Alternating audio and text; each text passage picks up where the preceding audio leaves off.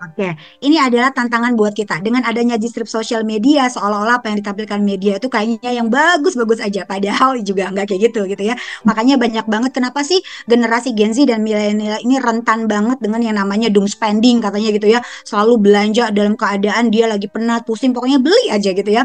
Dan rentan banget kena yang namanya FOMO dan lain-lainnya gitu ya. Ya karena tadi antara generasi Gen Z dan milenial ini generasi yang pertumbuhannya berbarengan dengan pertumbuhan digital sosial media gitu ya.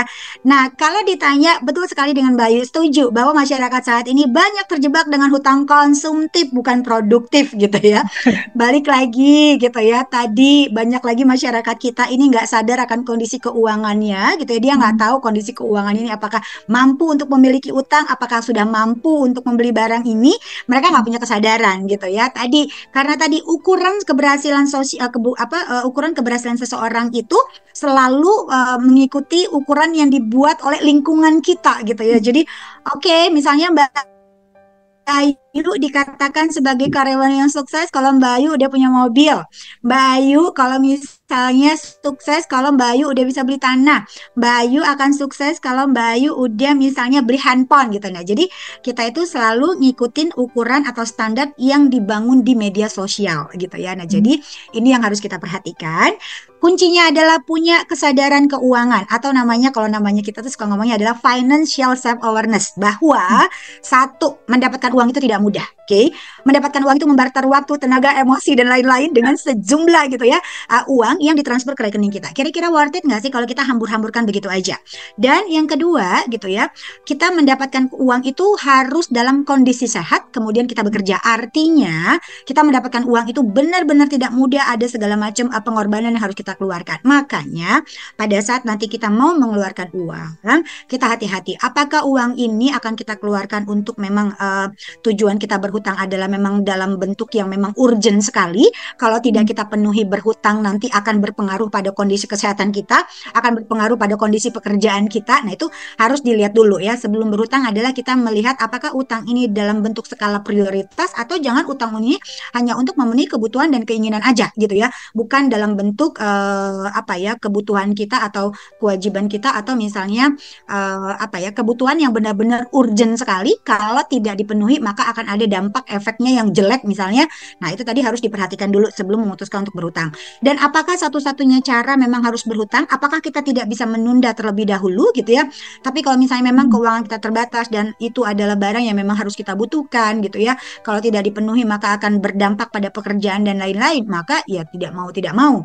Tapi setelah itu kita ambil keputusan, kita ngecek kondisi keuangan kita. Kira-kira nanti bisa nggak, mampu nggak untuk melakukan pembayaran rutin setiap bulannya.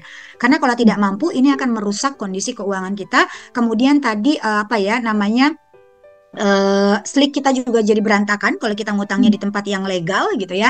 Nah, ini harus diperhatikan. Nah, kemudian kalau kita bicara dari sisi teori, berapa persentase sih kalau kita memang mau berhutang dari pendapatan kita yang setiap bulan tadi, itu nggak boleh lebih dari 30% dari pendapatan setiap bulannya Mbak Ayu gitu ya sama kawan Puan. Contoh, kawan Puan punya pendapatan 5 juta, maka ketika mau memutuskan untuk berhutang nggak boleh lebih dari 1,5 juta, artinya nggak boleh lebih dari 30%.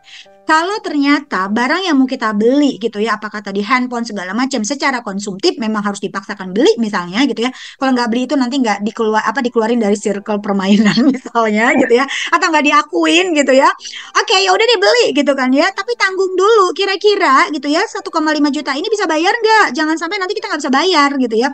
Kalau nggak bisa bayar, udah tadi satu nggak diakuin juga di dalam circle-nya gitu ya. Yang kedua babak belur keuangan kita. Jadi harus dipikirkan dulu gitu ya. Jadi nggak boleh lebih dari 30% dari pendapatan setiap bulan. Tapi balik lagi, kalau kita mau berhutang harus dibuat skala prioritasnya apakah itu urgent atau tidak, apakah itu berdampak atau tidak.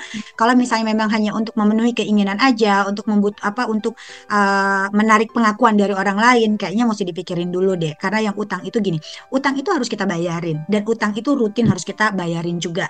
Dan utang itu kan berpengaruh dengan kondisi sistem debitur informasi si nasabah juga gitu ya.